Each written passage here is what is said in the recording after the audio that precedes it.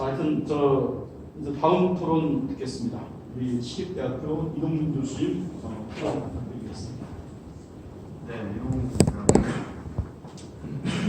저는 서울시립대학교 유통공학과에 있고요. 저는 2012년도에 14년도, 13년도에 그래서 고령화 사회에 대한 교통 문제, 도로 정치 문제, 특히 고속도로 어떤 서비스가 제공이 되어야 되는지, 17년, 18년도에 운전면허 적성검사 제도의 실질적인 효과를 달성하기 위한 방안 마련 등등을 통해서 고령자 문제를 지속적으로 관심을 가져왔고요.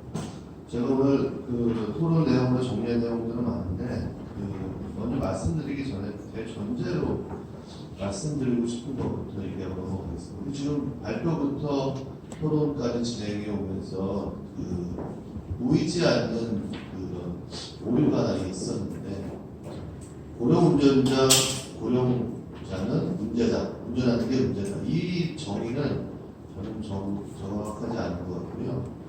그래서 어떤 말씀을 던져드리고 싶냐면 고령자분들은 사실 좀 독특한 특성을 가지고 계세요. 그분들은 부정하실 수도 있겠지만 자신의 의견이 아주 중요합니다. 그 다음에 남의 말에서 따르고 싶지 않고 내가 갖고 있는 권익을 뺏기고 싶어하지 않습니다. 하지만 그분들은 본인들이 실제로 느끼고 체험하고 정의가 내려지면 또 남들보다 더 잘 따르시고 주법정신 강하신 분들의 특성을 가지고 있어서 우리가 고령 운전자를 정의하는데 조금 더 주의할 필요가 있다고 생각이 됩니다. 65세부터 고령자라고 하는 건 유엔에서 정의한 방향에 따라서 흔히 정의하고 있지만 그 정의는 조금 더 주의해서 좀 더 활용할 필요가 있을 것 같은데요. 실질적으로 단순 연령에 의해서 고령자 취급받는 것을 어르신들은 가장 기분 나빠하세요. 그렇다면 우리가 고령 운전자라고 얘기하고 고령 운전자의 문제점을 얘기하고 싶은 이 시점에서 그분들을 고령 운전자라는 정의를 어떻게 내려야 될 것인가가 저는 가장 먼저 시작해야 될 문제라고 생각이 됩니다. 지금은 의학이 많이 발달해서 65세 전혀 고령자 아니시고요. 대부분이 70세가 넘어가서도 운전하는 데 문제가 없으신 분들이 아주 많습니다. 그렇다면 국가가 혹은 사회가 그분들한테 나는 고령자이구나, 그래서 운전하면 어려움이 있겠구나 라고 느끼게 해드리려면 과연 그 연령대가 아니라 과연 그분들이 신체적으로 어떤 문제가 있어서 나는 운전에 문제가 있겠구나라고 느끼게 해주는 그 정의, 사회가 내는 정의 자체가 달라져야 된다고 생각이 되고요. 그렇기 위해서는 그분들이 내 운전 능력을 평가할 수 있는 제도가 분명히 마련되어야 될 것으로 보이고, 그러기 위해선 지금 우리 강철수 박사님께서 말씀하신 그런 제도들 뿐만이 아니라 건강보험과 연계되는 것들 혹은 많은 의학적 질병 치료를 통해서도 그분들이 운전에 있어서 제한되는 시기다라는 것을 정의 내려준 것이 가장 먼저 우리가 우선해야 될 것으로 보입니다. 고령 운전자 대책은 운전자라고 했기 때문에 운전면허를 반납하는 것으로 많은 제도와 관심들이 가고 있지만 사실은 고령자 운전 대책은 운전자의 관점이 아니라 고령 교통 서비스 이용자의 관점에서 보는 게 맞고요. 그러기 위해서 고령자 이용권의 확보 서비스 제공이라는 편의성 측면과 운전 능력이 부족하신 분들에 대한 피해 축소 등의 관점에서 병행되어야 된다고 생각합니다. 제가 오늘 여기 와서 의원님들 인사 말씀을 듣다가 제가 밑줄을 이렇게 두 줄을 친 게 하나 있었는데 원내대표님이 말씀하신 것 중에 면허 관련된 이동성 제한과 삶의 질의 하락이라는 부정적인 결과가 나타날 수 있다. 저 적극 동의합니다. 그래서 제가 오늘 밑줄 두 줄 친 건 이겁니다. 어르신 운전자를 위한 종합적인 패키지가 필요하다. 이 말씀은 사실은 제가 오늘 말씀드리고 싶은 내용과 딱 일맥상통한 얘기인데 어르신들의 면허를 관리하겠다는 측면과 함께 그럼 어르신들의 기본적인 기본권이 이동권을 어떻게 제공해 줄 것이냐를 항상 같은 저울 상에서 놓고 이제 봐야 된다고 생각이 들고요.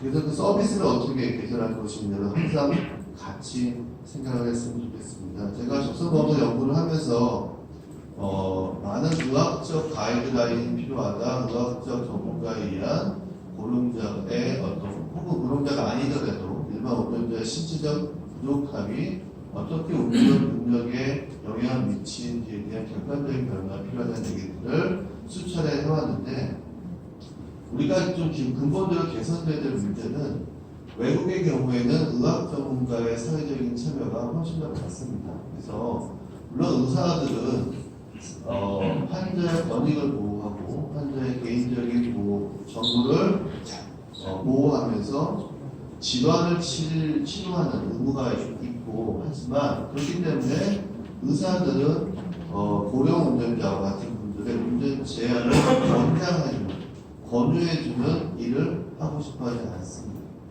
과연 고령 운전자의 경우에 어떤 문제가 있고 어떠한 질병과 어떤 신체적인 문제가 있으면 운전을 제한해야 되는지에 대한 근거는 이제 우리 사회가 국가가 만들어야 될 시점이고요. 그것은 단순하게 교통 전문가가 해야 될 일이 아니기보다는 의학적 전문가와 같이 협업을 해야 되는 문제고, 그와 같은 과학적이고 객관적인 연구 결과가 뒷받침되지 않으면 사실은 이 고령 운전자에 대한 근본적인 대책은 추진할 수 없다고 생각이 듭니다. 외국에 비해서 우리나라는 그 고령 운전자의 특성 분석과 그에 따른 운전 능력 저하, 그다음에 위험성 증가 등에 대한 과학적인 객관적인 연구가 아주 미흡한실정이어서 그런 연구가 좀 국가적으로 사회적으로 좀 더 개선되어야 됐으면 좋겠다 생각이 되고요. 몇 가지 간단한 것만 말씀드리고 제 말씀 마치려고 하는데요. 적성검사 주기가 단축되어서 그 어르신들에 대한 인지 능력 기준을 포함한 그 운전 능력 평가 학생 제도가 마련이 됐습니다. 하지만 주기는 단축되었지만 검사 항목은 그렇게 객관화되지 못하고 검사 항목은 추가되지 못해서 평가 주기 단축과 함께 그런 평가 항목들에 대한 개선 노력도 필요할 것으로 보이고요. 우리나라는 도시 지역과 농촌 지역의 교통 환경이 완전하게 다릅니다. 도시 지역은 사실은 특히 서울의 경우에 대중교통 서비스가 워낙 좋기 때문에 어르신들이 차를 운전하지 않으셔도 별 문제가 없어요. 그래서 하지만 지방 지역은 이미 분단위로 가게 되면 이미 초고령 사회의 7, 80%가 이미 도달했고요. 그 지역에 대한 서비스는 도시 지역과 다르기 때문에 도시 지역과 지방 지역에 대한 명확한 차별화된 고령자 제도가 마련됐으면 좋겠고요. 그 다음에 이제 우리나라의 그 고령 사회는 우리가 한강의 기적을 많이 얘기하는데, 우리나라가 달성한 성과, 급격한 성과에 많은 것들이 있지만 그 중에 하나가 고령화입니다. 다른 나라 유럽의 경우는 100명이 넘게 달성한 초고령 사회가 우리나라는 1, 20년 만에 달성할 정도로 급격한 고령 사회가 나타나고 있어서 저는 사회적으로는 이 많은 고령 운전자의 대책이 단시적인 한두 가지의 대책이 아니라 아까 오늘 대표님도 말씀하셨지만 좀 더 패키지화되고 또 고령화가 초기 고령화, 중기, 초고령 사회 이렇게 발달되는 시기별로 단계별로 추진할 수 있는 로드맵 정도를 먼저 만들고 그 로드맵에 의해서 단계별로 이 고령화 대책이 종합적으로 이루어졌으면 하는 바람을 말씀드리고 토론 마치겠습니다. 감사합니다.